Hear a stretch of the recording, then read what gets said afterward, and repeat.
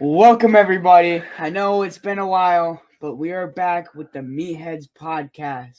Moves done. Fuck with De Niro, I got a Snyder extender clip, so who wanna play hero? Go bad shit like Ozzy, I was born in the darkness. Oh, you the wolf, so we pull up and you're harmless. So pray to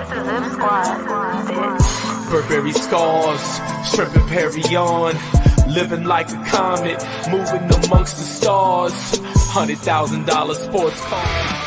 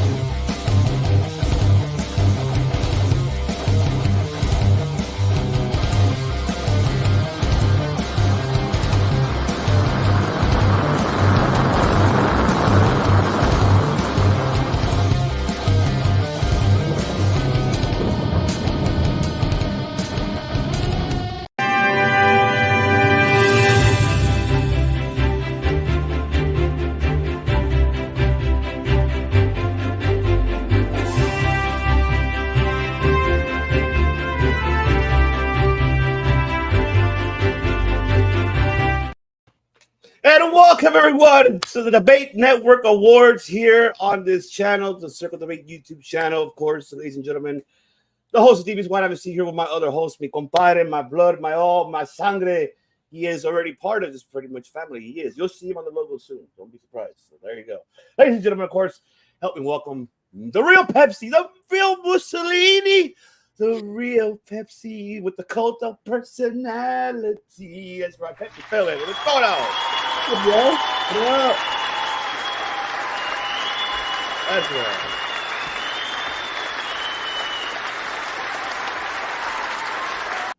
Oh, the round of applause. Yes, we are here. Yes, live and in action. Yes, we are. Yes, we are. We appreciate you. Oh man. Yes, hey, baby. What's going on? Just in time. That's why he is exactly just in time for that reason. That is right. Yes. Hey, what is going on? Steve from the Heel and Face. What's going on, my brother? Appreciate you. Happy Saturday. Hope you guys are ready because we're gonna just first we're double header today. We're doing, of course, the awards, the first annual Debate Network Awards. And of course, at the same time, after that, we're gonna take an hour break and then come back here and do the watch along for AEW World's End, which I think everybody's excited for that. You heard our predictions 2 days ago, which was a fantastic one. So I mean, we'll see how it's going to turn out. Mm-hmm. So, Big Pepsi Phil, are you excited for this awards that we're giving out today? Truth be told, I took some time and actually thought about the entire year, and there were some stuff that I was really excited about and stuff I forgot about. So yeah, once I realized what I forgot about, I was like, "Oh yeah, this was a good year for wrestling." Truth be told, storylines and everything you asked for. This was a good year to be a wrestling fan, to be honest with you. Absolutely, it is. And I can't wait to start off. So we're going to start off the first topic, ladies and gentlemen. And this is the one that we're, Pepsi Phil and I, and of course I had to now pull up because there was last minute from the director and of course from De Niro. What do you got? Yeah. So the first one we're going to start off is first topic of the awards, ladies and gentlemen.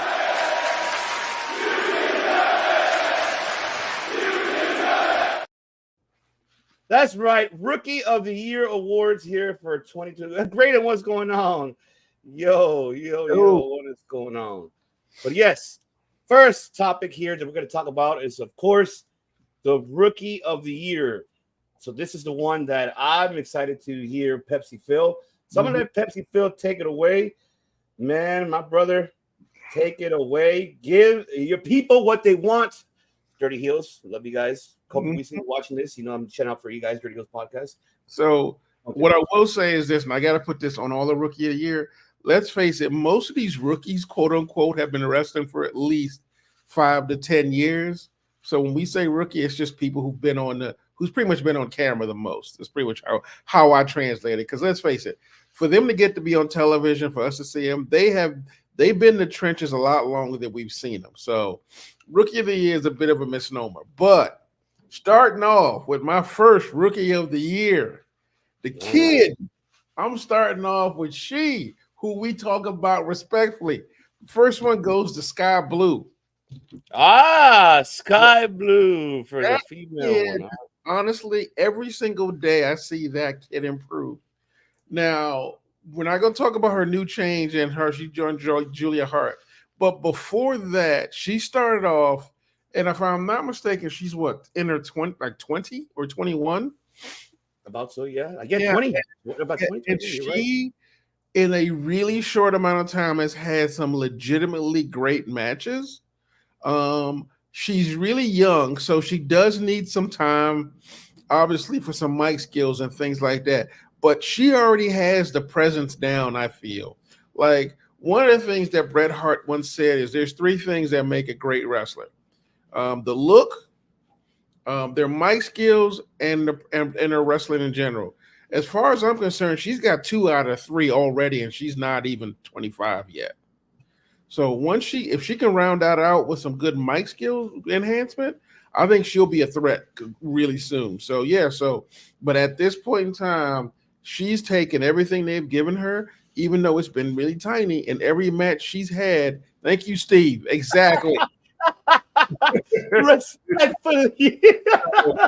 That kid, like to quote Bernie Mac, she's got a great future behind her. Respectfully.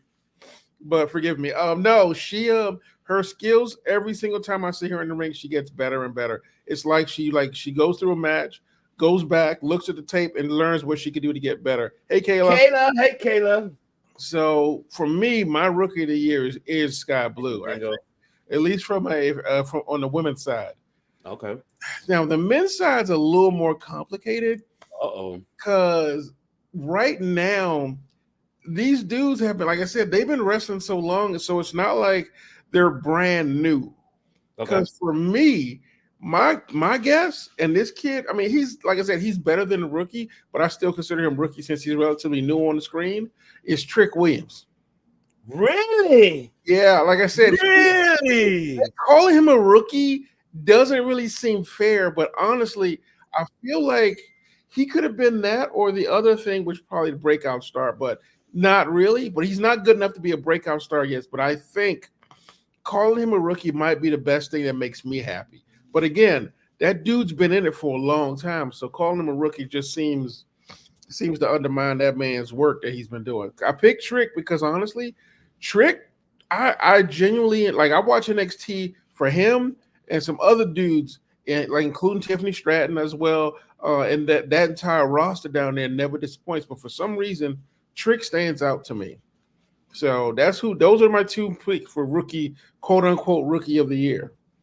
Wow. All right, hold on. I gotta put it up here for everybody to see because, man, so far we got Sky Blue, but we gotta show people your pick of Trick Williams. Wow, rookie of the year. Wow. Like I said, that's a good pick. I'm not gonna say it's wrong with that. It's actually a good pick. Yeah, but like I said, he feels like he's just starting to come into his own. And I don't know if that's because he's been running with Carmelo Hayes, but just the way he's coming into his own. I mean, honestly, he reminds me of all the wrestlers I loved during the Attitude Era. Like, Trick kind of reminds me of I'll say this, and forgive me for this, but NWA R-Truth or Ron Killings. Hey, that's not bad though. No, just respectfully. Yeah, respectfully. Because he's got a hell of a, like I said, like Ron, he's got a hell of a, he's got great look, great feel, great mic, and honestly, he is really athletic, and the moves he pulls are amazing. But the personality reminds me a lot of Ron when he first started in NWA and rolled into TNA. Indeed. I love that. I And love I mean, I'm that. pretty sure everyone could probably. I mean, I'm sure our fans will probably come up with like other occurrences, and Ron might be not be a fair one for him because, like I said, where he kind of like Ron crawled so he could fly. So, but yeah, but Trick, like I said, Trick, I'm always happy to see Trick do his work. I'm with you. I can't disagree on that at all because Rick Williams has improved a lot as being a manager and from going from manager to just becoming a star on a singles competition, even as a tag team in NXT. And the fact that he just got that walk that trick from our fucking movie we got that.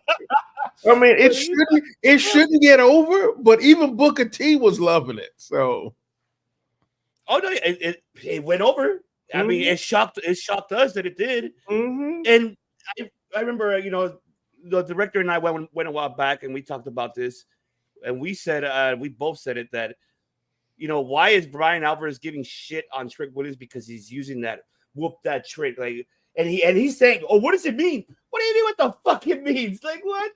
Hell no! What? The Panger, what's going on? He will be joining us later on today. The Panger. Oh, this is a banger, baby. That's right. What's up, Tim? What's up, baby?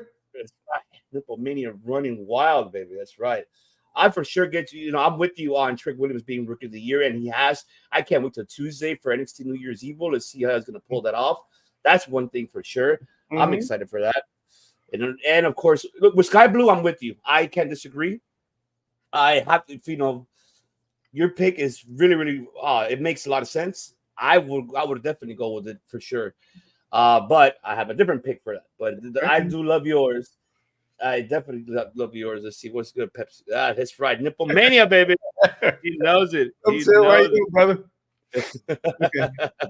I want to hear your pick. I want to hear who you got. So, oh man, I'm gonna start off with the male first. That's what I'm gonna start off, and I think he's for me as a rookie, and he has started off very, very well, and ever since he went fucking heel, he has improved, and he has got the people's right behind him, and that's heel. So that is for sure. And the man that I pick on the male side of Rookie of the Year, Dominic Mysterio. Really? Really? Because like he was, I agree with you. Like honestly, I was gonna pick him too, but he's like he's been in like he's got belts he's like 2-3 years in. But think about how long I took him to get the belts though. Yeah. That time. Because come on, I think about it. He went heel. Yeah, no, you're right. That's a good pick. Because honestly, he was going to be on mine, but I was afraid that he'd been wrestling because he's an 18-year veteran, technically. Technically, right? Yes. So the idea of calling him a rookie seems wrong. But no, he was definitely on my list for Rookie of the Year because his growth. I mean, was it like he trained with his father in Conan, trained with Jay? Who's it? Jay Lethal, and then he trained with Lance Storm. I mean, you can't hurt. That's not a bad education right there. No, it's really is not. It's not at all. And I'm really happy the fact that Dom's really impressed me ever since he went heel, joined Judgment Day. Yeah, even though he already had in-ring abilities already, you mentioned all who he trained with. He still trained with the Lucha Bros as well. So I mean, for him to get where he's at, and there you go, Dom improved within this 2023, extremely. But go ahead. For me, it's probably because he got so good so fast once he flipped that switch into being a heel. And the way he worked with Rhea and the way he worked with the Judgment Day, and the fact that he found the role he was supposed to play as Dirty Dom or I'm gonna lock up Dom. And the fact that he will sell that storyline, like those segments when he's like going home for Thanksgiving and he like got arrested in front of his house, like I guess it kind of threw me off because that man literally has gotten so good so fast. It's almost unnerving. Like it honestly reminds me of how Kurt Angle came in. All right, exactly. It's exactly how you said it. Like the way how Kurt Angle came in, but Dom really has got the people right behind him, and he got someone where he has him, and I feel that he has accomplished that very, very, very, very well. And also, just to let everybody know, this pick is also the director's. Chris Kennedy's pick is this. Dominic Mysterio's a male, and his pick for a female is Sky Blue as well. So he's with you on that. So he 1-1. So he got one of yours and he got one of mine. De Niro did not pick, unfortunately, because he didn't know, to be honest. He's like, I don't know which one. I'm like, all right, fine.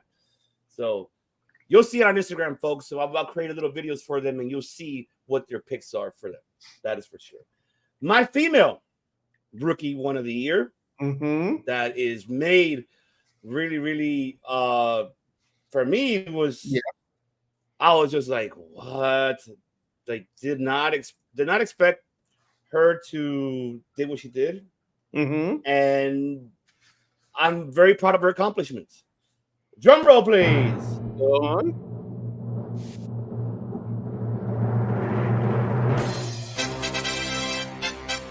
Really? You're telling her as a rookie?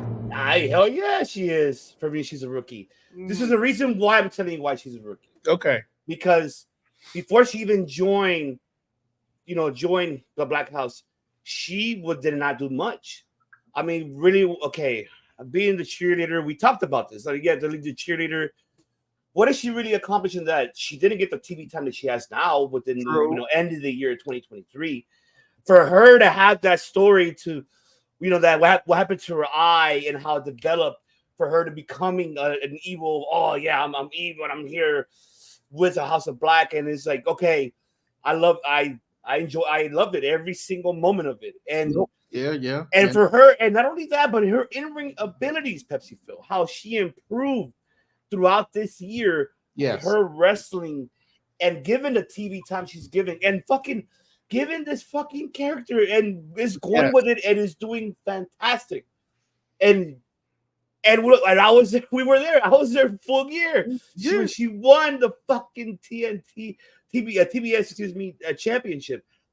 We called it, Chris and I said, yep, this woman deserves it. This is her year, and what a year for her to, for me, it's a rookie year. Honestly, it is, because now this is because because of the TV time and everything. So this is, I feel like, why she is, the rookie of the year for that reason. So here's the interesting thing about her that I enjoy. She does the thing I enjoy that Taker and both Crow Sting did. She don't need to talk. No, she doesn't. She doesn't need to say a word. Like, honestly, I don't think she has done a promo yet. I mean, I think she may have did one where just a few things came out, but truth be told, she has not done a full-on promo. And the thing is, though, she is still scary. It's like she called Undertaker and Sting and go, look, what do I need to do? Or maybe she just looked at a bunch of tape and said, this is what I need. Like, this is like, that's why it was hard for me to make her a rookie, because it was like, I have her. I will talk about it, but I have other thoughts on her that we'll talk about later. Oh, that's for sure. I can't wait for that. All right, so we got the next topic, ladies and gentlemen. That's already one down. We got 6 more to go, but we're going down, baby. All right, it's time to hit the next video topic for you guys to see. Which one are we gonna go with?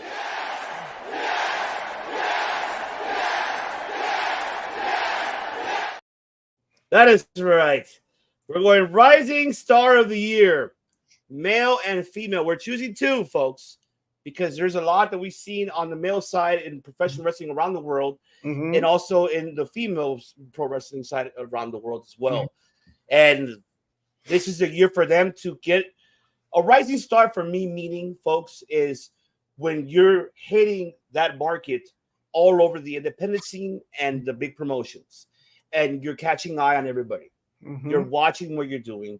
They're seeing how you're growing within, the pro wrestling community in the business. And this could be your call up next year to be signed by one of these big promotions, AEW, the WWE, New Japan, TNA. We don't know. These are going to be big promotions that will be signing these people coming up next year. And I hope they get officially signed. But Pepsi Film, take it away And you let me know when to hit the drum roll. So which are you gonna go first? Male, female? I'm going male first and then female. All right. So for my male rising star, this dude, honestly, we have been begging WWE to bring him to the main roster, and we have already done predictions of where we think he should go. The man, honestly, I don't think there's a point when this man jumps in the ring that we don't get a 5-star match. Fuck you, Alvarez. There you go. Yes. Thank you. Literally, all his matches have some of the best storytelling I have seen in someone that young. The man I'm going to give this award to, drum roll please.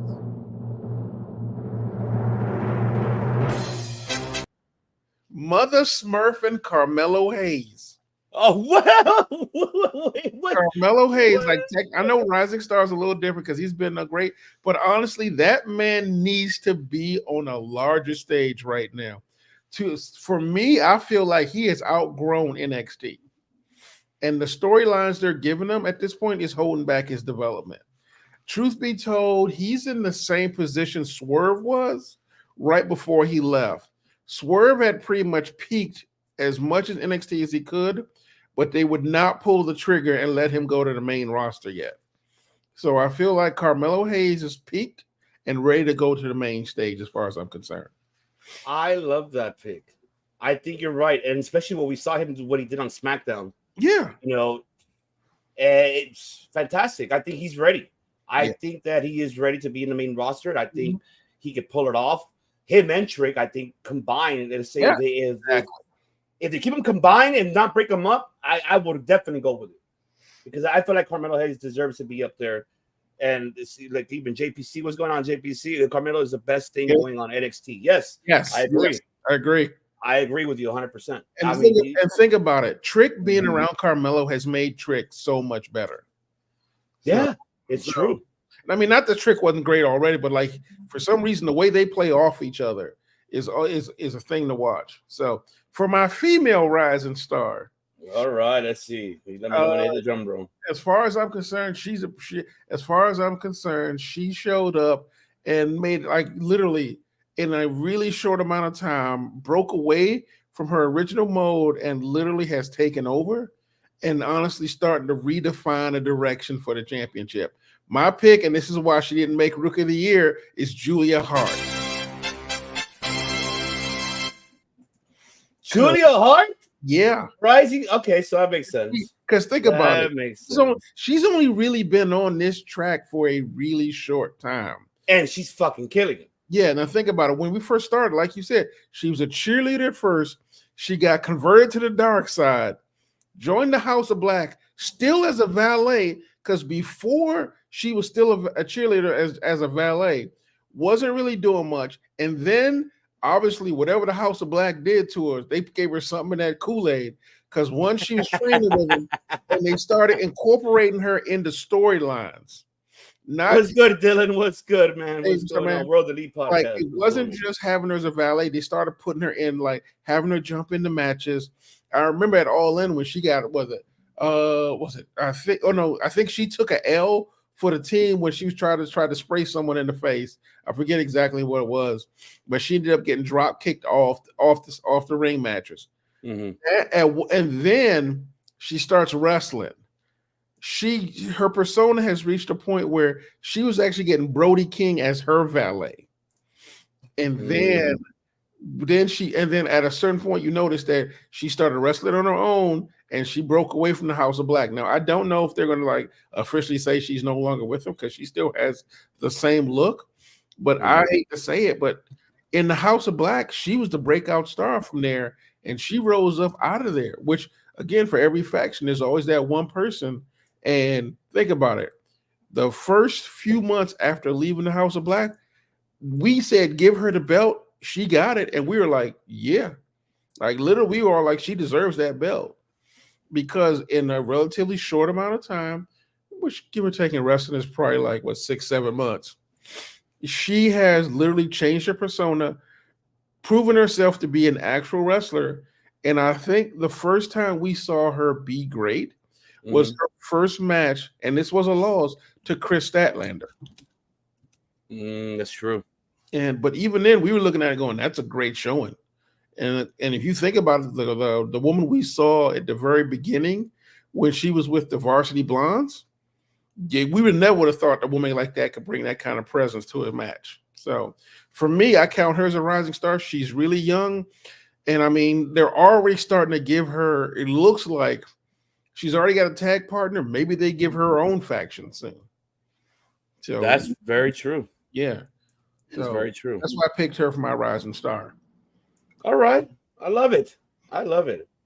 But like I said, these things get kind of weird because it's like rising star seems like a little bit of a misnomer because she's been doing that so long. Mm-hmm. But yeah, those are my two rising stars are. I'm curious to see who yours are. All right. Well, all I know is that I'm gonna before I give mine, I need to give let's see. Well, I know director says Trick Williams and Julia Hart, so he's with you on that. So he got you on Julia Hart on that one. The Trick Williams actually bounced back and forth between rising star and rookie of the year for me too. Oh yeah. And De Niro's picks is, of course, is LA Knight and Julia Hart. That's his pick. Mm-hmm. Those are his pick. So that's actually, yeah, the LA Knight's a really good call too.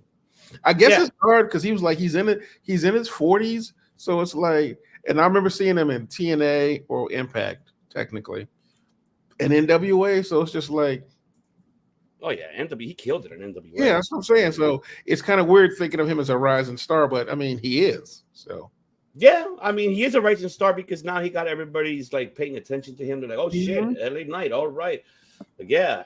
I mean, right at night, right?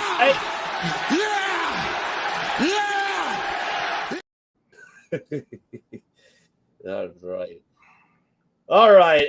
Now it's time for my picks. My picks, people are going to be shocked, like, what? I'll explain why.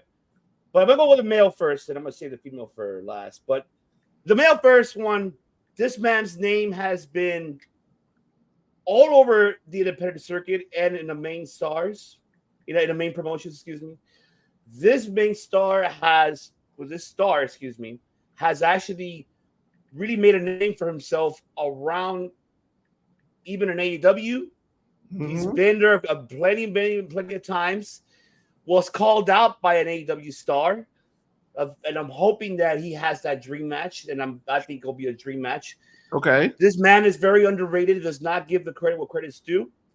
And I'm not doing this because, for personal reasons, I'm not. I'm doing this because I think this man deserves to have an opportunity to get a contract next year by either All Elite Wrestling or WWE. But I feel like I will want to see him to go to New Japan. I want to see what he could do over there. Mm-hmm. If Aaron Henare can pull it off over there and being from nobody to somebody, he could do the same thing. So drum roll, please. What we got, brother?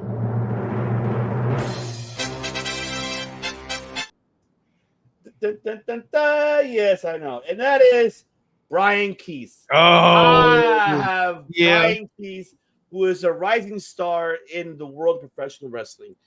This man, the bounty hunter, who is also the PCW Ultra Lightweight Champion. Mm-hmm. That's what I'm saying. And I'm not saying because we had him on the show. That has no reason. For me, it's more about seeing what he's done, his attributes, like everything, what he has accomplished in all these promotions in Texas Pro, in PCW. Mm-hmm. He's done things in GCW. He's done things like in Ring of Honor, AEW. We still haven't seen him in a WWE ring, as of yet. Hopefully soon we'll see him there. Maybe in NXT. This man deserves to have a shot, an opportunity to be up there in that television for either one of those major promotions. He did even have a good fucking Impact in TNA. He did have a good showing on AEW. I will admit that. He definitely did. I mean, and for Bryan Danielson to call him out, like, man, and remember the media scrum, he called his name out. Like, I really want to have a match with that guy. Mm-hmm. I wouldn't mind seeing him and Bryan Danielson going at it. Fuck yeah, that'll be fucking amazing. Mm-hmm. I would not mind to see Brian Keith get signed, and he's a legitimate workhorse. He's like, honestly, he has the same kind of mentality Brian has, and for me personally, I think he has. I agree. Like he loves wrestling, Like he loves the show. He loves putting it all in 100%. He didn't really show up on mine just because I think, like you said, he doesn't get a lot of TV time. So I don't think so. For he didn't even click off. But I remember on AEW, I was really excited to see him show up, and I was really glad he was starting to like. Because honestly, I'm hoping he ends up the Willow route, kind of. Would mean honestly, he deserves to be an AEW regular, but I feel like he'll end up in ROH and then eventually get folded into AEW every so often. But I think he'll be a good. I think ROH will be a good home for him for a little bit before he outgrows that, because this man outgrows every place he's in. Oh, absolutely, man. No offense to the other promotions, of course, but I'm just saying he just gets to be a point where he just starts to outgrow it. So, oh yeah. All right, so who you got for your female? Because I'm curious about this one. Yeah, no, this is another one is huge right about now. Well, for me, this is another star that I feel she has another one that deserves has had TV time, has been in major promotions. I think this star should definitely be signed already by now, and I feel like I'm hoping next year she should be. One thing she accomplished is she went to Tokyo Joshi Pro and competed out there, and I was really happy for her to get it because she deserves it. She is well deserved to have that. And let's see. So, JPC. Nope, that's not mine that I'm picking. That's not a bad pick. That's not a bad pick, though. It's not a bad pick, though. I'll tell you that, JPC. That's not a bad pick. But my pick for sure on this one, who deserves to have a time on TV. I know she had prior before, but not as just like a jobber, I guess you could say. But I hate to use that word because I don't think she's not a jobber. This woman has developed. She has trained in Knox. She has really developed her style and where she's at. Lucha Libre style, strong style. She's done it all. This woman deserves to be signed either in NXT, WWE, or AEW. Hell, put her in Ring of Honor or AEW or even Stardom. Give her that shot over there in Stardom and she'll fucking blow it. She blew it in fucking Tokyo Joshi Pro. She can do it over there too. Drum roll plays. God damn it. I got it. Come on. There we go.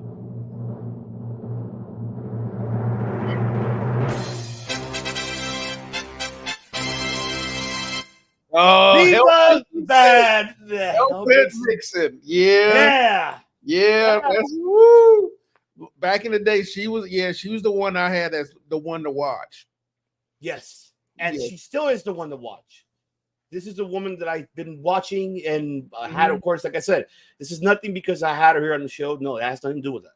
For me, it's more of what she has accomplished and where she's at. All her credentials are there. The matches that she had on, of course, we've seen her in Dark Elevation. We've seen her in Dark. We've seen her, of course, on Collision. We've seen her in Dynamite.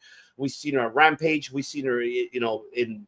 She's been making around like some strong moves around. And honestly, I'm surprised she hasn't been signed up yet. That's what I'm saying. I know she had a tryout with WWE, and honestly, I feel like they missed the ball on that one. But then again, I feel like she also, she might be better than NXT is right now. And that sounds weird, but I feel like she could probably do a lot more in other places if then going to NXT. Because I feel like she needs to go to ROH.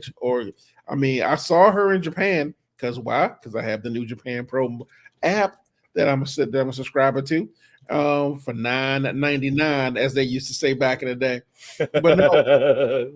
But she had a great showing, and honestly, I have always enjoyed watching her wrestle. I saw her. I didn't find her on any shows. I found her on YouTube. So it wasn't which should tell you something right there, because she just popped up on YouTube, and I started tracking her down. Found her through Instagram, and then just start tracking her. And she does have great moves. She's a solid worker. She's legitimately some good work. She reminds me of a young Natty. Hell yeah. Good. I know people know if you remember when Natty first came out, she was strong style, and they made her turn it down because remember Natty was the last one out of the heart. I think out of the heart dungeon. But no, back to her, Viva. No, she's got some solid work. So that's actually, that's my bad for leaving her out of this mix. So Oh man, I couldn't, because the fact is, because she's accomplished, and besides the PCW, what she accomplished going, Tokyo Yoshi Pro, Yeah. everything, going everywhere, and even in Future Stars Wrestling, all the independent circuits that she does, she has done phenomenally in fucking And, great. she's a bit of a belt collector herself now. Exactly, she's the Hellbeck Expensive collector for that reason, because that's Mm-hmm. why I love it. I love the fact that she's been doing it and is Mm-hmm. going to continue to do it. And this is where I feel that Papa H, damn it, keep an eye on her. Fucking all right, give her a try out one more time. Trust me, she will not disappoint. Tony Khan, the bullshit, Tony Khan. If you're gonna build these, give an hour of women's fucking show, either give up on Collision or fucking Rampage, give it to them and add her to it. She deserves to be there. Because honestly, I'm still waiting, and I don't know if this has happened, but I feel like it should happen. Watching Viva versus Willow would be amazing, in my opinion. That's a dream match I want to see. Oh my god, hell yeah! I would love to see that. Mm-hmm. I already seen her, Zoe Stark. They went at it. They Okay. had a great matchup. Okay. Back in Future Stars of Wrestling, they had their matches. It was awesome. This woman is surprising everybody. All of us every year of what she's doing and what she's accomplished, and I hope next year, I hope we get to see on her social media her tear eye, because I'll have a tear eye if she gets signed. I mean, by yeah, either she does. I mean, WWE. 2024 should be. I hope is the year she gets signed somewhere. At least, if not regular, like regularly, at least semi-regular, because she needs to be on television right now. Absolutely, she needs to be there, man. She definitely needs to be there. That is for sure. And she has a great look. I mean, she has a great look. Respectfully, Well, not that kind of look. I meant like as not that kind of look. No, yeah, no, but yeah, respectfully on that side too. Very much respectfully on that side too. respectfully on that side. All right, ladies, it's time to move on to the next topic, and then I'm gonna let this play because we gotta let this topic play. Okay.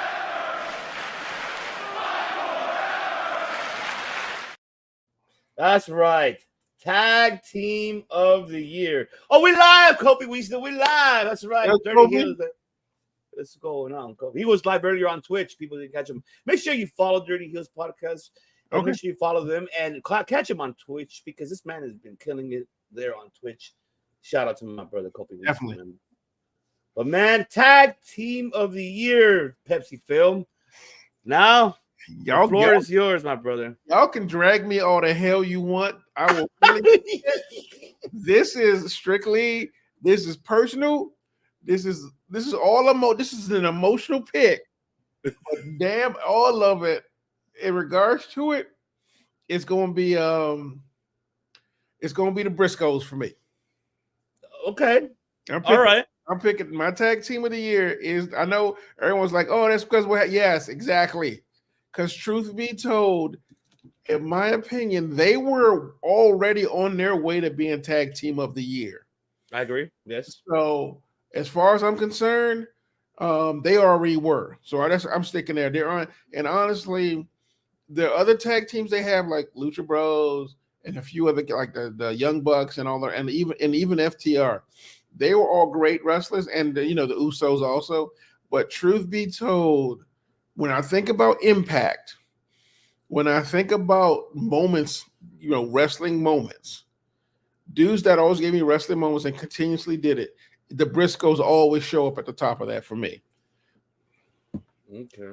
Like 100%. Like I know, like I said, I know everyone probably think that's just a compassionate, positive pick, but honestly, there's nothing wrong with that. So I mean, yeah, why not? I feel like honestly they were on their way to getting there anyway. They had just hit 13 as the ROH champion, and so they were good. Well, I think it was 13. Yeah, 13 times ROH champion, tag team 13, champion. yeah, 13 times. Yeah. So honestly, yeah, they were already on their way there. And as far as I'm concerned, they're right up there with the Dudleys. They're 100%. I am with you 100%. Yeah. I'm with you on that. I couldn't. Yeah. That's my pick for tag team of the year. I am curious to see where, because I will say I kept all of my choices to like North American promotions. So just a heads up. So if y'all don't hear any there won't be a lot of Japanese picks for me. Although technically Yeah, don't hold me to that. Well, Matt Callis, good, he's on vacation. If he would have sent me his list, I guarantee all of the business is all New Japan. I already know it. I already know. I wouldn't be surprised that all his picks are fucking nothing but Also, fucking all New Japans. Speaking of Japan, honestly, Takeshita came really close to being my rising star of the year too. You know what? That me too. He was really close of being mine's, but I was looking really more at Brian Keith and yeah, it's still a good call, no doubt. Oh man, I had to. So we go with director's picks. Director's picks is Judgment Day. He chooses the Judgment Day on this. Really? I'm surprised. If he joins us later, I have to ask him about that one. Oh no, yeah, he's gonna join us. I think hopefully he's gonna try to make it for the watch along. He's gonna try. He said if not, then he'll probably do the aftermath with us. He said because he really wants to talk about it and he's actually excited to really, really, really, really talk about what happened on World's Ends because he's gonna be watching it. So that is for sure. Right. So I'm surprised too that he put the Judgment Day. I'm like, what? Why the Judgment Day? Because honestly, they don't really feel like a tag team to me at this point. It's more like just a faction with. It's not like say Arn and Tully, but I guess you could probably use that. But they don't really feel like a tag team to me because honestly, they have spent so much time. Well, I mean, their little weird beefing thing, which keeps coming and going. But yeah, I'd be curious to see. I want to hear this one. So I don't think it's a bad pick. I just say I'm curious to see what his reasoning is. Me too. I can't wait to hear his. I can't wait to hear what's his reason.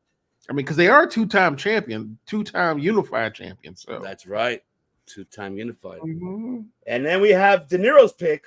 Mm-hmm. His pick is, baby. There you go. We're better than you, baby. Adam Cole and MJF. That was his tag team of the year. I mean, if you break it down, Pepsi Phil, do you agree with this, or you don't really agree with this one? I agree with this one. Only because the storyline around these two made them honestly made their tag team one of the most compelling storylines ever. Because truth be told, they followed the same. I know everyone likes saying Claudio and Sheamus route, but honestly, you go back to Magnum TA and Nikita Koloff when they had that Best of 7 series, and at the end of it, they became a tag team. That's kind of like that's the type of storytelling these two told to become a great tag team. Like they went against each other, they were friends, they were not friends. Steve, you are not wrong, my friend. You are not wrong. You're not we wrong. Actually had that conversation Thursday about their tag team issues. Yes, we did. But honestly, yeah, I don't see anything wrong with this. The only reason why I wouldn't pick them as a tag championship is because their storyline thrives on them having friction between each other, no matter how close they are. So I guess that kind of works as a tag team because I remember with the Rock and Sock connection had that kind of tension as well. But honestly, yeah, these guys, they bounced around there too for me, but we can talk about them much later on in the show. Yeah, I'm with you on that. Oh man, it's hard for me to pick one because honestly, there really hasn't been a tag team for me that has caught my eyes and been like, oh my god, oh shit, like I haven't really felt it. I understand. It's difficult for me to choose, but if I had to choose, I would choose one. The reason why I would choose these people, and there's a reason why, is because ever since they joined this faction, and they actually really did something with it, and honestly it fit them very well, especially with the gimmick and just everything overall, the character. Okay, and I feel that as a tag team, they developed from being a joke, from being a jackass joke, from now to be basically okay. These are the ones who are deserve shit. I feel like they should. I felt these guys should have gotten these belts back and run with this along with their leader. And and I know people are gonna give me shit on it. Who I'm gonna talk about, but drum roll, please.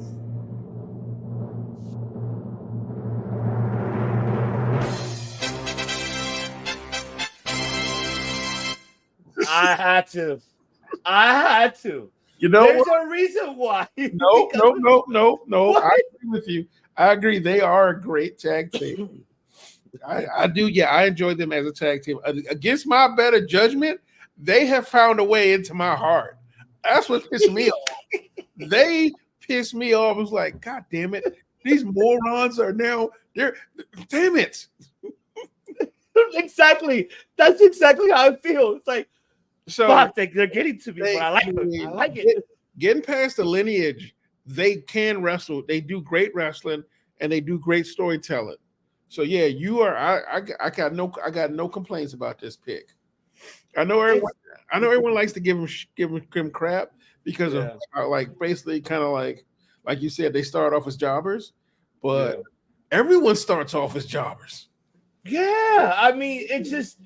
But think about this because the way how, like what I mentioned, because they went after the whole thing with their dad was, they left and then they were nobodies. They were becoming jobbers, like you mentioned. And then they were like, okay, now what do you do with these guys now? What the fuck do you do with them? And now it's like, okay, we got to see something with them. And we finally did, and we finally fucking get to see something. Joining the Bullet Club, with Jay White, and Juice Robinson, and it fucking fits them. The character, like the gimmick, that the psychotic, the Bang Bang Club. Yes, it fits them. I feel like it fits them. And truth be told, can you imagine Juice Robinson and Jay White? I mean, Jay White's not that much older than them. And Jay White as a mentor is not a bad place to be in wrestling, as far as I'm concerned. You're preaching the words, my brother. You're absolutely right. It's true. And I feel like there's just going to be their year coming up if they involve them more into the tag team. We said it on Thursday, like, the tag team in AEW has not been relevant as of late. It really hasn't. So it's, why not give these guys a chance to do it and run with those belts? Just think about this. If they would have won those belts during the time of the feud of Jay White and MJF heading into Full Gear, that would have made a lot of sense of like, oh shit, maybe Jay White is going to win the belt. It's going to get us to be like, oh, what the fuck? It could get us to that direction. I mean, that's how I feel. But and truth be told, they always look good when they're in the ring.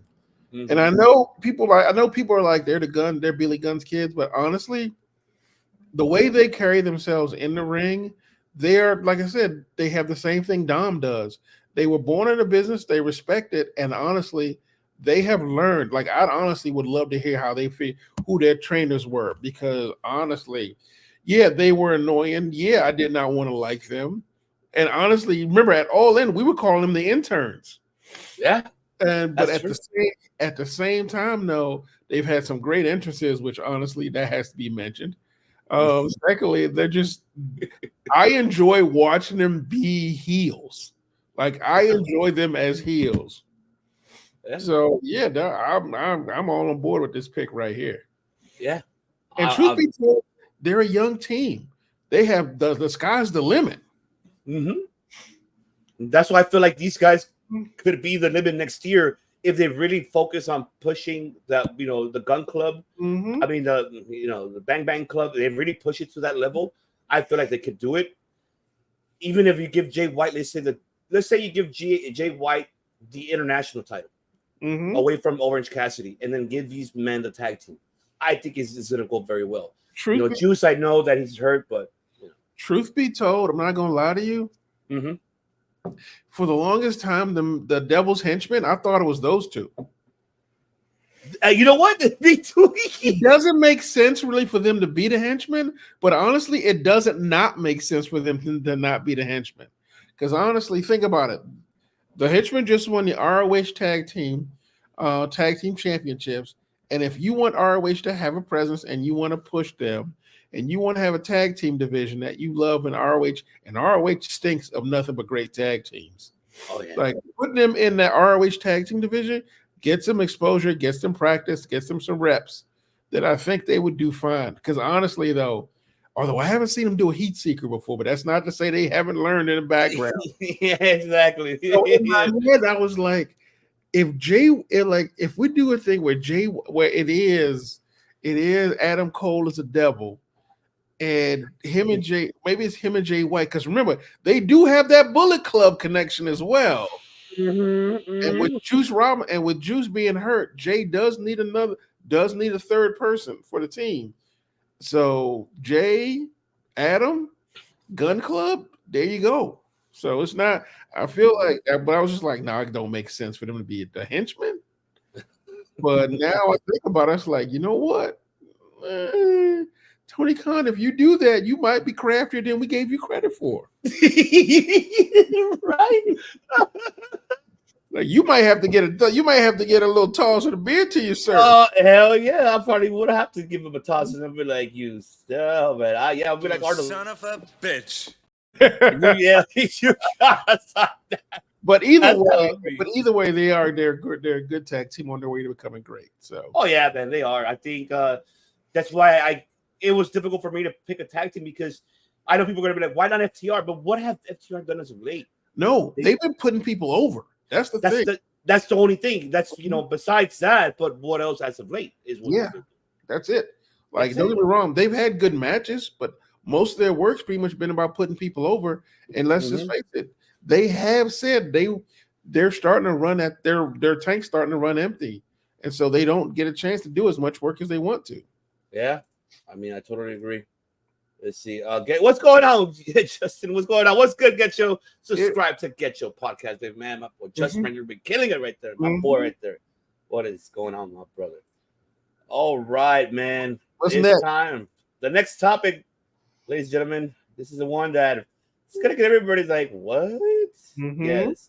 We are gonna talk about it. So I'm gonna let the video play itself and allow you guys to know what's next.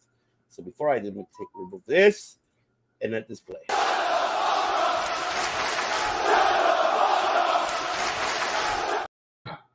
That is right. This is the one I was excited about the most. Storyline of the year, ladies and gentlemen. I love that fucking sound. Like I was thinking about what should I get to use that as a storyline, and I had to get the shut the fuck up. Because it's a heel thing. It's a heel thing. Like, okay, people going off. I couldn't even gotten that or boring. I couldn't even gotten boring. I could have or anything, but I had to go and shut the fuck up. I mean, we are TVMA, folks. Remember, we are. The following program is rated TVMAL. Remember that. We are. So, well, that's where we are. But Pepsi Phil, my brother, the floor is yours. You let me know when to hit the drum, bro. Okay. So this one, to do this storyline, I had to have a very specific kind of criteria for picking it. For this one, I had to see who was the most compelling, who carried the most weight, and I didn't necessarily need a resolution, but I did need to see an end, and that end had to have me go, and then what happens? Like, it has to make me look forward to a post-storyline events in wrestling. And truth be told, I'm going to give you honorable mention first. That's fine. Honorable mention goes to Sammy Bloodline and Jey Uso. That was probably the most compelling and most interesting storyline. And honestly, it is the longest time since I've seen some strong storytelling like that anywhere in any pro wrestling. But that was honorable mention. Okay. So this is why he didn't get tag team of the year. In my opinion, the best storyline in pro wrestling right now is the MJF, or I refer to as the MJF redemption storyline from. Sorry, I forgot to mention Ash Brothers.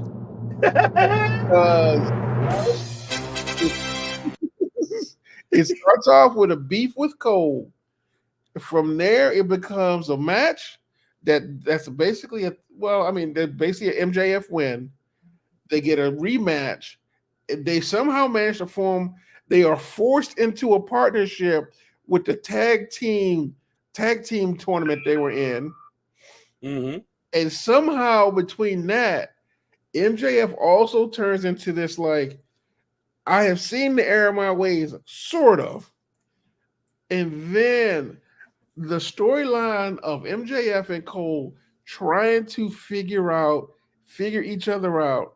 And in two separate matches, the amount of emotion that I have had to be traumatized by with this storyline, not knowing what's happening, has been amazing. Now, the reason why Sammy, Jay, and Bloodline didn't get it is that's like an entire collective to have to do it. The reason MJF and Cole won was they literally carried this on their back, like just two dudes. Like for me, that went a lot. And now that this thing is over, it now goes to this devil storyline. Because now it's like before and the best part about this storyline is even though Adam Cole is hurt, even though he's hurt, the storyline didn't stop. As far as I'm concerned, that's a great storyline right there where you don't have to like change trajectories too much from the original storyline. So all I keep thinking about is if you take the Sami and Bloodline and Jey Uso, and let's think about it. If you had a thing where, say, in this one, since it's like on the same level as Cole, if Jey Uso had gotten hurt, can they still do that same storyline?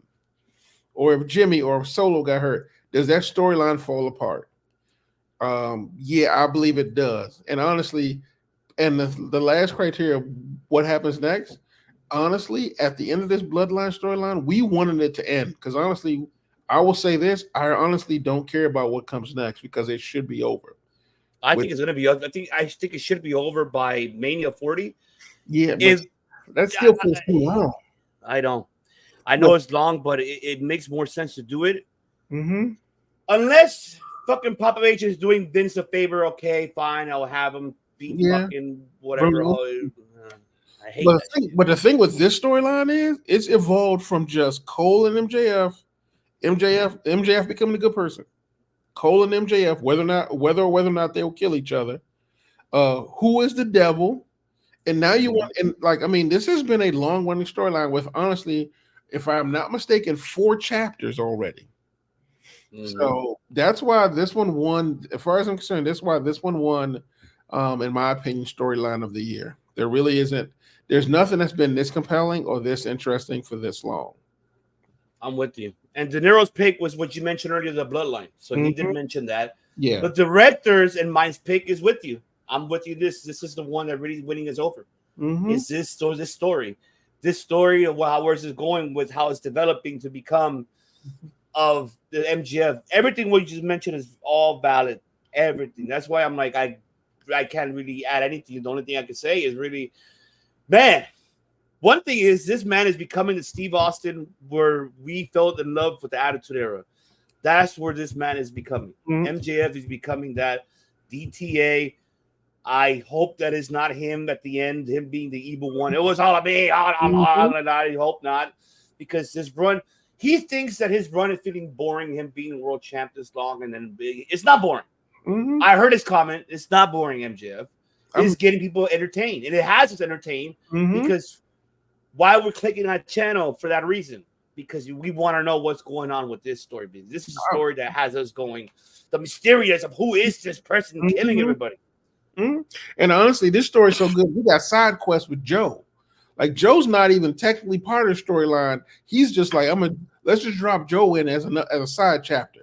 Exactly. Not that Joe isn't important, but it's one of those things where that wasn't the original plan, but the story is so strong that they can add to it. And as long as they keep to the original theme behind it, you can do almost anything. Because at this point, there was that moment where MJF ran into Swerve. The number of people online that I saw demanding an MJF Swerve match is unreal. Was literally unhinged. So, and honestly, and the fact that MJF managed to kind of roll that into "Are you the devil?" line as well makes it even better. So, like I said, this for me, this is the best storyline in wrestling right now. It is. I mean, this is the one that really has us like, oh, what's going on? And who is this individual? And the beauty, like I said, the beautiful part about this is it has us entertained to a point that, man, we want to tune in. Who the fuck is this guy? Who is this guy, under the mask is where we're at with it. So I can't wait till tonight. Yeah, and just when we get tired and think, man, I can't do this anymore, they throw something else into the pot that makes it a little more interesting. So yeah, I mean, there is honestly the other storyline I was going to pick was a David Finlay storyline in New Japan. I love that story too. That's leading to a triple threat match for Wrestle Kingdom. And unfortunately, I have not watched enough of that storyline to be able to pick on it. And honestly, it hasn't been around long enough, in my opinion. But it's still a fun storyline. And honestly, I think we talked about this before. Bullet Club needed a shot in the arm, and I think David Finlay and this new run he's doing might be it. So, okay. Well, I got some news right now that Tim King just let us know right now. Here, live news, folks. Looks like the Keith Lee and Swerve is off. Keith Lee is hurt. Fucking great. How's that possible? Well, we're gonna get into it when we get back here again to do the watch along. That's for sure. All right, man. We're almost there, folks. We're almost towards the end. He sent me the champion thing. That's probably what it is. Okay. All right. Now, keep in mind, folks, this next pick is, but keep in mind, this is, I'll let you guys know. I'll let the clip play first, and then you guys will know what I'm talking about. Play the clip.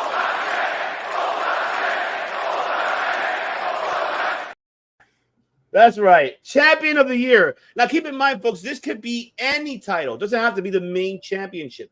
This could be the United States Championship. This could be the International title. This could be the Intercontinental title. This could be even on the female side, all the belts from NXT to WWE, AEW, independent circuit, doesn't matter. This is the one who is pretty much champion of the year. And so, man, Pepsi Phil, the floor is yours, my brother. You have a champion of the year. Yeah, my champion of the year, honestly, is a dude who I felt has elevated the championship. Not since a level it's been elevated, probably honestly since the early 90s. Like, honestly, in my opinion, drum roll, please. I'm going. Drum roll. Where are you? There we go. Come on, damn it. Hold on. There we go.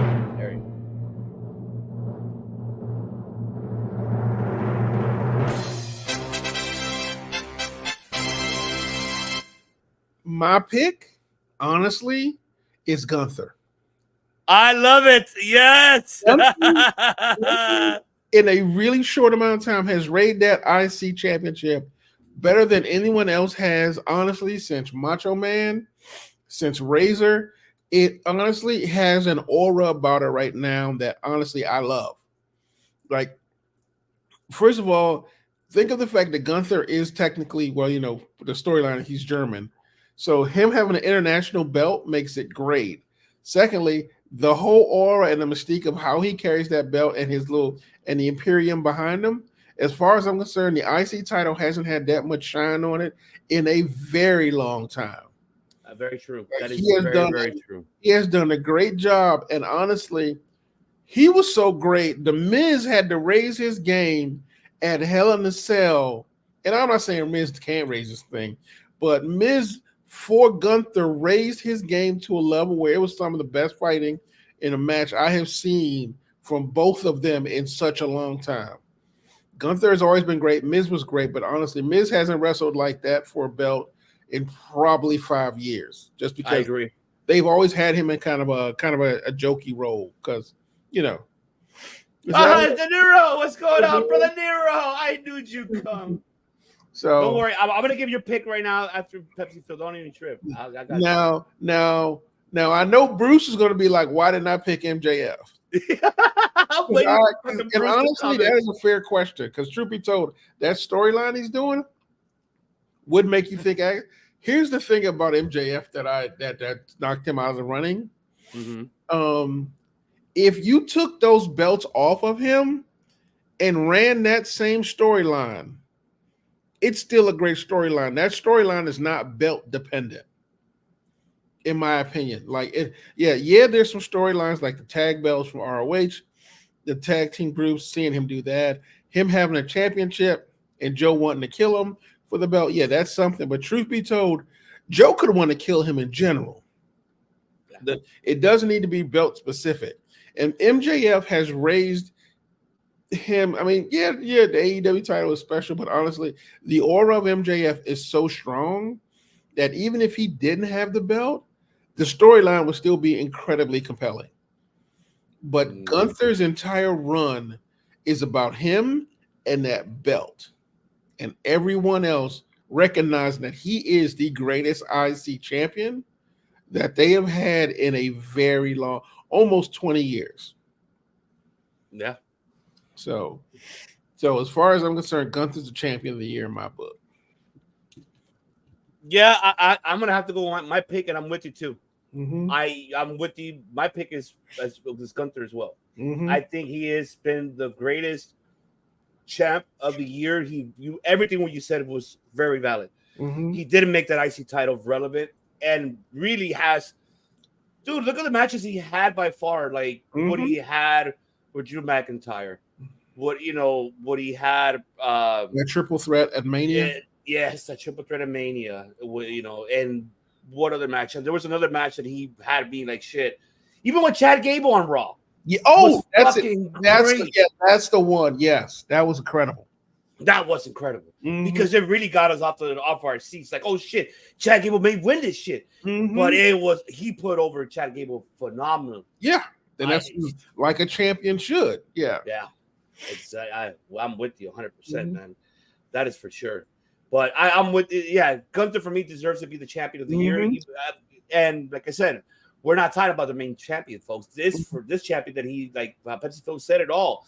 He made this really intercontinental title to be relevant. Yes, we know he beat the Honky Tonk Man's record, and we already know what his accomplishments. We've seen what he's done in PWG. We've seen what he's done in the UK, everything. But this man is going to be the next one coming up next year to get a title shot, I think, for the main champion. Honestly, everyone, and we're already saying he needs to take if Roman still has a belt after Cody, after Randy, that belt needs to go to Gunther.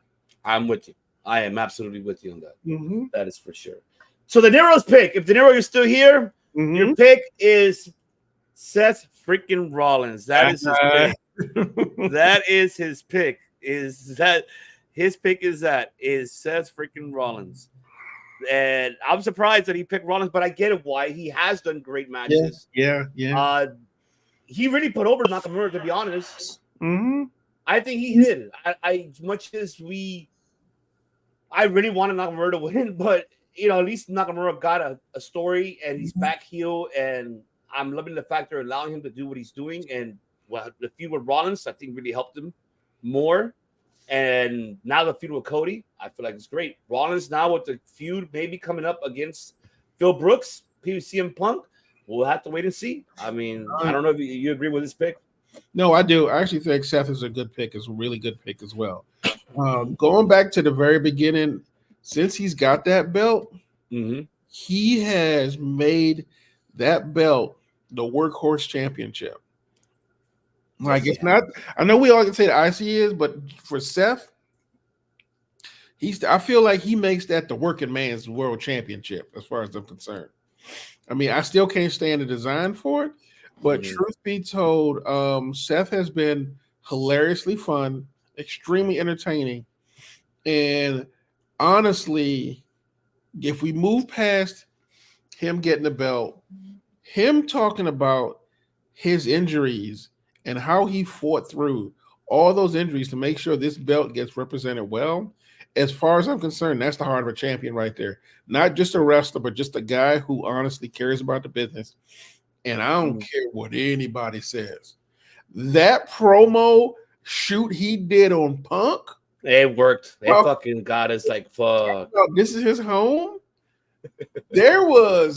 I don't care what people say. There was real feelings in them words. Oh, hell yeah. I know everybody likes making a comparison to when Hangman said it. Yeah, that's fine. I think Seth really believed that. I mean, Seth has always been a WWE guy from day one, and the way he was treated by Punk and the way he's carried it. And honestly, Seth let's face it, Seth in general has never, going from his years back at NXT, Seth has always been a great champion, period. So I'm not even mad at that pick. And see, De Niro said, I chose Seth Rollins because he had to take a title that I know he said debuted and made it prestige as the world championship. He knocked it out of the fucking park. I agree with you. I agree with you, De Niro. No, he's right. Yeah, because everybody thought this was not when he had the belt, people were just like, "Oh, Roman's the real champion," and this isn't. Right now, as far as I'm concerned, this right here, it's like I said, it's like the old championships. Like, remember back in the day when like Batista and The Rock both had the belt at one time? Yep. Like both those championships were revered and definitely what they want. And I think Seth single-handedly, through some of the matches and some of the promos he's done, has made that belt just as relevant as Roman's. So as far as I'm concerned. Oh yeah, that's for sure. And the director's pick, he picked MJF. That's a prize. I mean, it's not a bad pick. It's a solid pick. I mean, yeah. I mean, I can't argue with that. And honestly, MJF is a good champion. He carries it. And the last few times we've seen him wrestle, he has put a lot of people over, even just in promos. Yeah. Like they see Swerve, like they wanted to get Swerve on a push, so they had him do a segment with MJF.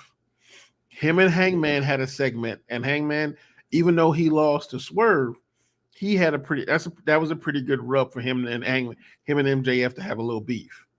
So so honestly, MJF's a good champion to have as your pick. I mean, I didn't pick him for my reasons, but yeah, that's for sure.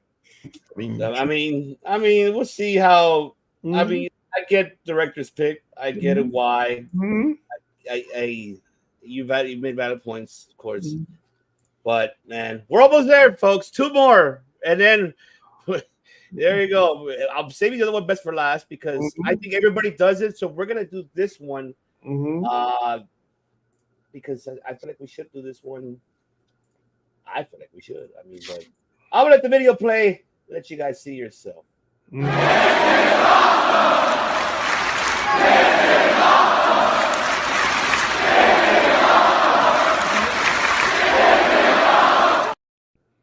That's right. Match of the year is what we're doing here, folks. Match of the year. This is a tough one. This was painful. This is painful, brother. This I had to go back into the Wayback Machine for this one. I had to go back from January to the fucking right now. I had to do the same shit. So you want to go first or you want me to go first on this one? Oh man. This is a tough one for me too, man. I'll go first, I guess. Okay. I just have to fucking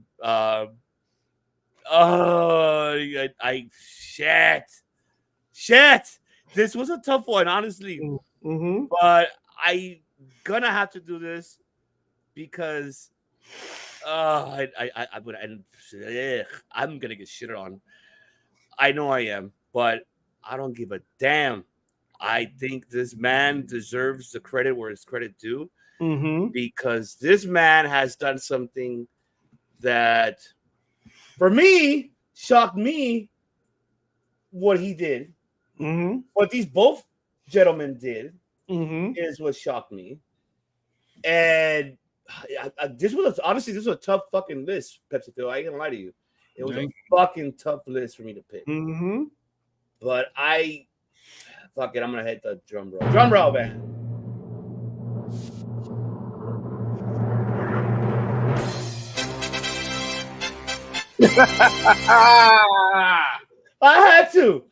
I had to go with Swerve Strickland and Adam Hangman Page, because besides me being there live and watching this fucking match, I said Swerve should win this one. When we had the prediction show, I think we did say that Swerve should win this one. And this match, oh my god, it was just disgusting. Everything, and seeing Hangman, having him drink my blood, damn it. And like I was like, oh my god, even the director and I were like, oh, do you see this? Like, yeah, you see this? Oh my god. Oh, but that match was stunning. I know Jim Cornette is not gonna be happy if he hears this shit. No, he's fucking gonna call him fucking Stephen P. News. Like, what the fuck? This should not be match of the year at all on PWI and none of this. But guess what? These two men deserves to have that year. And it was especially great story. Absolutely. It was a fucking incredible story. And I really enjoyed it. Both of these guys fucking nailed it. Yep. Man, And for Swerve to do that, and then the aftermath, seeing what like him taking pictures of himself, like on social media, all the cuts, everything. I don't know how this man still went to fucking Dynamite and went like if something happened. Like, that's when he did that match and then went straight into the Continental Classic. That's what I'm saying. Like, what the fuck? Mm-hmm. Oh my god! I have to give him credit's due, man. And Hangman too for. We finally get to see what we wanted from him. And I think, remember, I think we talked about it weeks ago. Before Full Gear, that we wanted that ruthless aggression. Mm-hmm. That's what we wanted from Hangman, and we got it. We got it in this match, and it was fucking incredible. It was hard, man. I could tell you about other picks that I had. Like it was between this match, Will Ospreay and Kenny Omega. I had to go with this one. It was fucking tough, but I think Swerve deserves to have the match of the year. Mm-hmm. And I think this is the one that we've been dying and finally get to see having his momentum. And even the crowd, the live audience, when I was there, was like, oh my God. Like everybody was like, and the crowd was chanting Swerve. Yeah. That's how you know, because he's a SoCal, he's not a SoCal native, but he's from the area. He's from the area, yeah. He's from the area, but the man has respect in Southern California and all over the West Coast for that reason. So I had a it was a tough call, man. It was a fucking tough call, Pipsville. I don't know how you feel, brother. What do you got? Okay, so I'm gonna give you the 2 runner-ups first. Okay. So the second runner-up is Will Ospreay against Speedball Mike Bailey. Oh my God! That one was honestly, and I don't care if we record this. If Bruce asked me, I would deny this up and down. That was some of the best wrestling and storytelling for Will Ospreay I'd seen. Him and Mike Bailey. We have a little thing between us, Will Ospreay, but Ospreay was incredible, as was Mike Bailey. Legitimately, those two were some of the most impressive wrestling I'd seen in a very long time. Ospreay and Kenny almost made it, but considering they'd already had a match before, this was brand new. This was a whole nother level. So that was my second runner-up. My first runner-up was Danielson versus Okada. Ooh, that's right. Yeah, that is right. Forbidden Door. Like my friend used to say, my buddy said that night, that was a clinic. If you wanted to know what good wrestling was, what chain wrestling was, what actual momentum in wrestling, how the storytelling was told, that is the match you watched. Oh, hell yeah. It wasn't high flying. It wasn't like they didn't jump off a ladder or anything, but the way them two beat the crap out of each other, it was a thing of beauty. Oh, now, that was. All right, my number 1 pick, the winner of Match of the Year. Drum roll, please. All right, here we go. Give me a minute. Let me do this.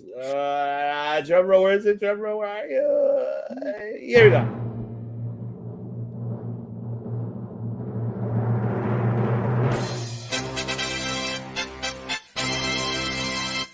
Was also Swerving Hangman. Yes, it is. To this day, that is perhaps the most traumatic match I've ever seen.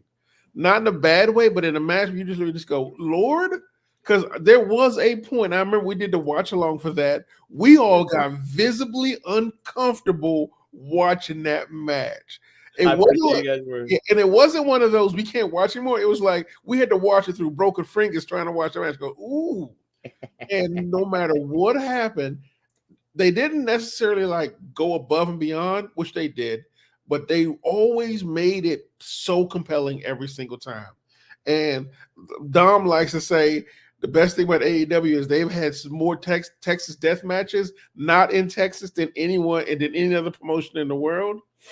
But truth be told, Swerve took it to a whole nother level on that one.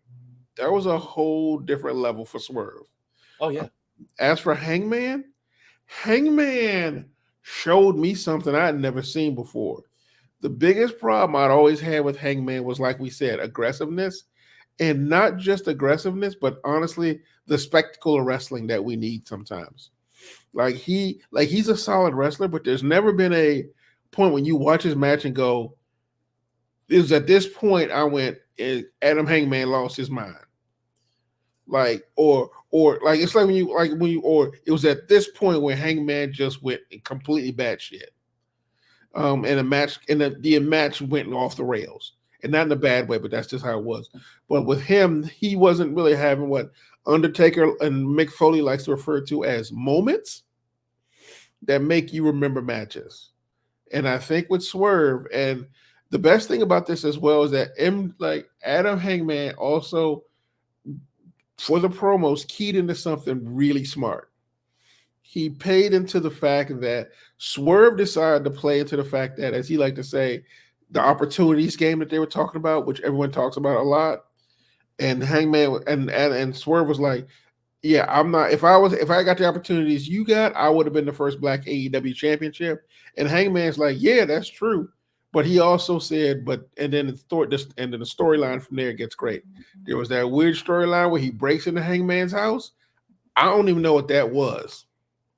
And I still don't think that was necessary. But honestly, that match, we all were just like, I'm afraid to go back and look at that match. Oh, I remember that on the top of my head because I was there. I mean, I want to go see that. I want to relive that match because honestly, I got the exact same feeling from that match that I got from Foley being thrown off the cage. Mm-hmm. Oh, so, yeah, you're right about that. It's way different than that shit. I think it really had us like, what the fuck just happened? Because we literally were yelling, that man has a family.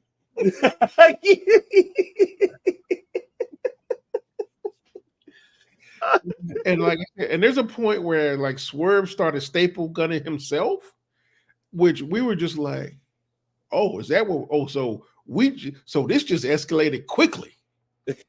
So honestly, this deserves to be match of the year. I tried to find other ones that I thought would be like maybe something along some other places, but truth be told, I couldn't find anyone that compared to the level of like brutality that I saw in this one. This wasn't a GCW match, but there were times where I was like, who is booking this? That's what I wondered too, if they both actually sat down, and I'm pretty sure they did. I'm wondering who else gave their creative ideas too. Like, hey, why did you try this? Or why did you try that? Like, man, I there had to be like a lot of people involved in this match. Whoever, how they did fucking, even I think Nana has something to do with it. I still feel like Keith, maybe Keith D has something to do with it. I feel maybe Eddie Kingston probably got involved. John Moxley especially got involved. Like, hey, well, John Moxley kind of has a special. A while back, John Moxley has had a special interest in Swerve, going back to his time when he was in Lucha Underground. Mm-hmm. Because I remember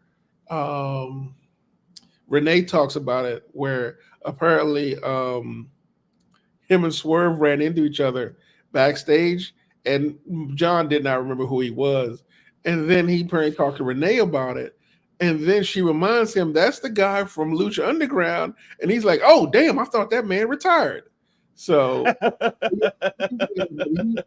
but one of the things he said was he was a big fan of him in Lucha Underground, and once they kind of figured out where the disconnect was and started talking, like I said, that match we saw at the Triple Threat for the Continental Classic, you could tell that was John just being generous because he likes the both of them, Jay and Swerve, and and John's all about building talent anyway, so. Mm-hmm. So yeah, so I was like I said, I'm curious to see what everyone else picked too.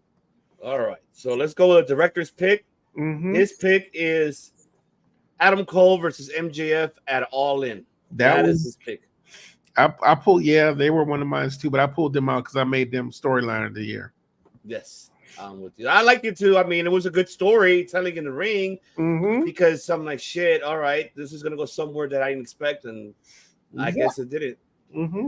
And then we have Nero's pick is as Forbidden Door, Will Ospreay versus Kenny Omega. Yeah, I'm with him on that too, man. Yeah, the only reason I didn't pick that one was that was round 3 of their fight. Was Maybe it second or two? Was it two? I think it was two, right? I think it was two. Yeah, it was two. It was two. Like, so for me, it was like I'd seen it before. Don't get me wrong, it was great. And don't get me wrong, it was beaten, but honestly, it was one of those. And this will sound weird. I kind of enjoyed his speedball match a little bit more than this one. Yeah, but this was also. Don't get me wrong, this was also great. And the finish for it is still one of the most painful I've ever seen in a match. Oh my god, fuck yeah! It was so painful just to see, like, you could cringe. I'm just like, fuck, man, jeez. But they were good picks from them, man. There's really good picks. Legitimately, yeah. All right, the last one, folks, and I think everybody's been dying to see what is the last one. Yes, we had to say this for last because we have to, but I'm gonna let the thing play it. The last one of the night, folks. Here we go.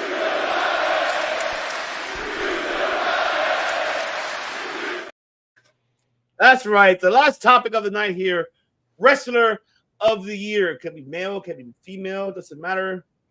So this is going to be now one of the toughest picks here. I think for all of us, but I mean, let me start with Elise. I'm going to start off with director's pick. Yeah. Before we get into our picks, because I want to save ours for last. Okay. So, all right. So his wrestler of the year is, of course, this man. So Bruce is going to be happy to be around for Chris. I'll tell you that. yeah. Like I said, he got storyline of the year for me, but I didn't really feel like that was enough to make him wrestler of the year, though. So yeah, I'm with you on that too, brother. I am with you on that. So I mean, that's his pick. And now it's time for De Niro's and my picks. Yep. Because this is a one that I feel that is the right thing to do, and the way how this man is gonna closing out the year perfectly. And I hope this year, 2024, becomes a champion of where he's heading to, and I think he deserves it. This man, it should be. There's a lot of credentials, man, and it's just this man's done it all, man. And I'm just pissed. The fact I'll get into it when I'll reveal who he is. Drum roll, please.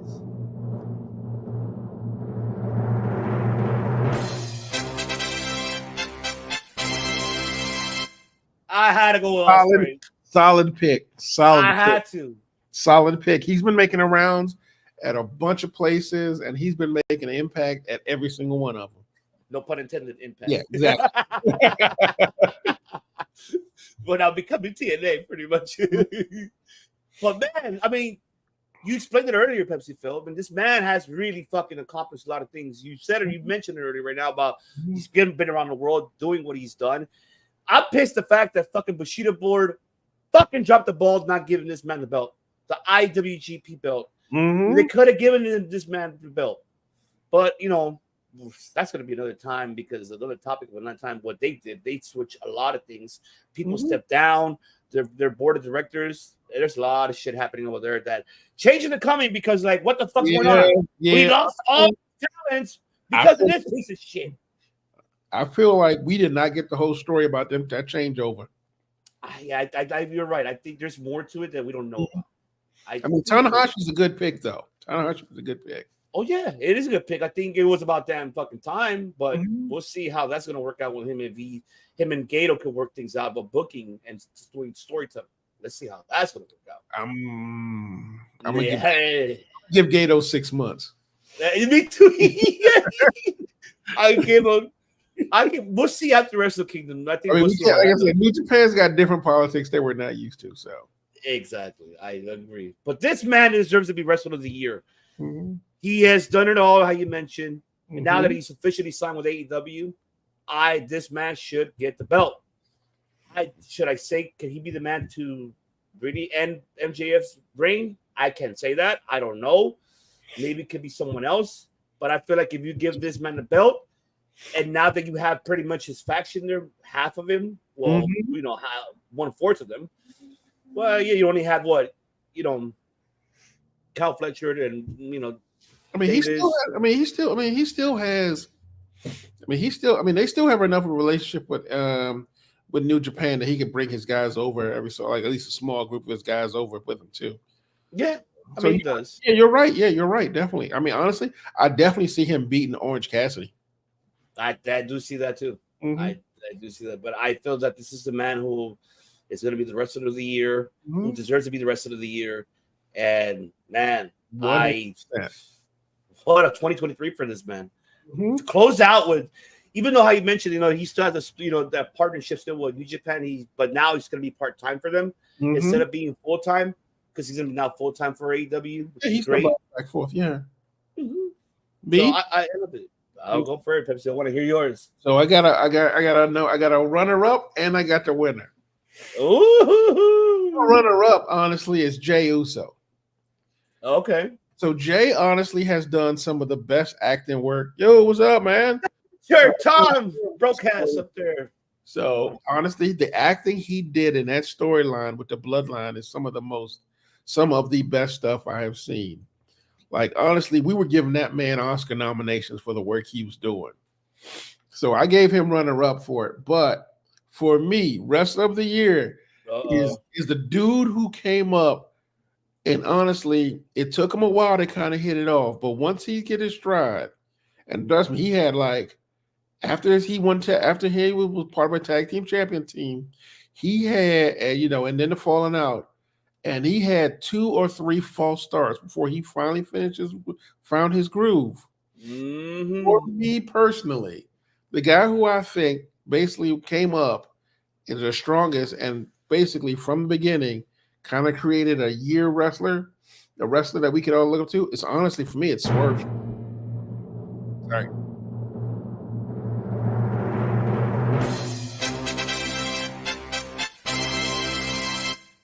Swerve Strickland for me. Yes, I love it. I feel like Swerve made some legitimate. He made some great moves. He is wrestling. I think towards the latter half of the year is when he pretty much took that horse and ran with it. Like I think he ran MJF's run in a sense of like making a big impact in wrestling, not unlike Jay. So for me, it wasn't about championships. It was about momentum and moments in wrestling. And I thought Swerve's did not have as many as Jey Uso, but every single one of them was just like, what the fuck? And a good way. Yeah. I mean, like I said, but Will Ospreay honestly is another one who honestly legitimately is a good pick all the way around. So I love it. That is a really good fucking pick. Mm-hmm. Wow. Hell yeah. I am loving this. Hell yeah. It makes sense because either way, I mean, we both didn't really expect him to come in AEW to become a tag team. Like, what the fuck? Like, no, I still feel that WWE, I don't blame Pop H on this one. I blame Vince McMahon for this shit. Yeah. Vince fucked up on that for letting him go because he didn't like what the fuck he was doing. That's bullshit. Like, I feel that if I guarantee you, yes, he has nice choices. Thank you, Steve.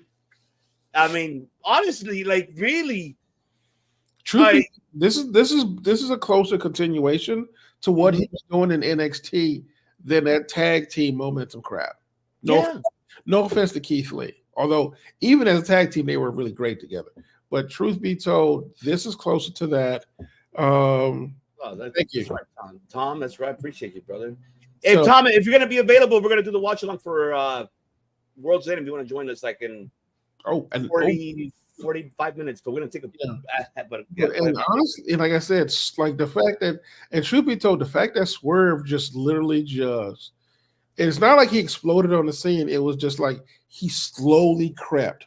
He slowly started coming up. And he I don't want to say he like climbed his way up, but he literally like dragged himself and into like this entirely new persona of just like him and Hangman. And I mean, and the him, especially him during the Continental Classic, which he was stunning in like every single match. And like I said, the fact that, like you said, after he fought Hangman, the fact he had that kind of energy to keep going. And I mean, I think his first match in the Continental was against Jay Lethal. Yeah. Like that is not a jobber match for someone. Hell, that was like a Ring of Honor fucking. That is a Ring of Honor pay-per-view right there. Hell yeah. And that match was still like high impact, really speed. And the funny thing is we all knew the man was hurt, and he wasn't going like instead of going 100%, he was going like 85, 90%, which is still faster than everybody else in the building. And even at that speed, he was looking incredible. Oh yeah, he was. So honestly, for me, Swerve was the guy who pretty much showed me something. Like, not to say that no one else did, but Swerve, like his matches, his promos have all been good. Also, he's got a good song, and Prince Nana dancing didn't hurt any. Mm-hmm. That's very true. So, Not to make that fucking song fucking famous now. Yeah. Like, oh man, this is one that I found on IG. Oh, I forgot. I'll forward it to you when I find it because I found it and it's so hilarious. But other than that, this is very awesome.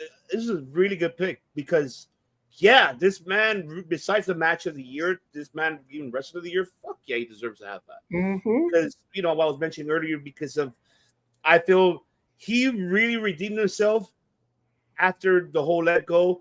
I think it would have been a different story if Pop H, mark my word, Pop H would have kept Swerve, would have kept Top Dollar. Would be all right. You know what? To stay, we'll go with this. We hit road. We're gonna go with it. I think it would have worked out. I think it would have, and I think Swerve would have helped Top Dollar and Adonis to be better in the ring, and especially at home. So this is the one time I'll defend Vince. Uh-oh. According to Swerve, the biggest problem he was having was trying to get over with Triple H. Like, wow, so it's the opposite. So Vince is the one that really was. Actually, no. Vince was. I remember when he was in NXT, it was all Triple H's baby at that time still. And I guess it was one of those situations where it was like Triple H didn't think he was ready to go to the main roster, and Swerve was ready. At least that was the last interview I'd heard. So bear with me, folks. Okay. And I think what it came down to was, because he wasn't ready for the main roster and they were going in a different direction with NXT in general, it financially made sense to let Swerve go. And truth be told, I'm extremely happy about that. Me too. I think it was the best thing that happened. It put Swerve in a really good position to really define himself, because like he learned everything he could from WWE, and when he brought that to AEW, it was like, I mean, honestly, he looked like he had a shot in his arm, and he was all over the place. I remember his debut. He came out and on the building pretty much exploded, like 100%. So yeah, I mean, yeah, it was sad that he left WWE, but as far as I'm concerned, the best thing was once he got cut loose, he found like somebody was smart enough. Tony was smart enough to go, I'm gonna use this brother. Mm-hmm. I'm with you. So, but yeah, this is the one time where it was not necessarily Vince, but I think it was one of those things where it's like, and this isn't a Triple H problem per se. It was just they didn't know what to do with him. And with Bookers, that's always been like, I mean, my favorite story is still Mean Mark Calloway. That's right. When Ole Anderson to his face goes, "You will never draw money in your life, sir," and it was like Undertaker years later. He's at having one of the greatest Hall of Fame speeches they've ever had at WWE. Thanks, right. Ole. Thanks, Ole. So yeah, so I think it was just timing and booking. And like I said, AEW gave him the booking he needed. And absolutely. And we are better for it. Yeah. And we are better for it with the dancing. Yeah. That's what we are right there. But there you have it, folks. We did all the debate. We had the Peyton Network Awards here for the first time, the first annual. We'll have our second annual course next year. And you already know Pepsi Phil's part of his family. He's already officially a part of Circle Debate, then part of the Debate Network. But, folks, we appreciate you. We're not going anywhere. We're going to take a small break. But if you see on the next video, we're going to take a quick 40-minute break. And then join us on the other video where we have featured guests. Tim King will be joining us here from Floor Slapper Sports. Will be joining us. Of course, hopefully Bruce will be joining us. Notorious DOM will be joining us. Suplex Chile, our hermano from Chile, Gonzalo will be joining us as well on this. So this is the end of one, folks. Make sure don't go anywhere. We're going to take a small break and join us on the other one. You see on the channel, you see the upcoming. Join us there as we'll be ready to have the watch along for AEW World's End. So I see you guys here, but we'll be back. We'll end this video, but we'll be back in 30, 40 minutes on the other one. So don't go anywhere. Stick around, and we'll see you guys in a few. But yes, ladies and gentlemen, we appreciate you guys for joining us here for this one. But Happy New Year's to everybody. But it's not over for us yet. Double header, baby. So make sure. We'll see you guys around. Peace, baby.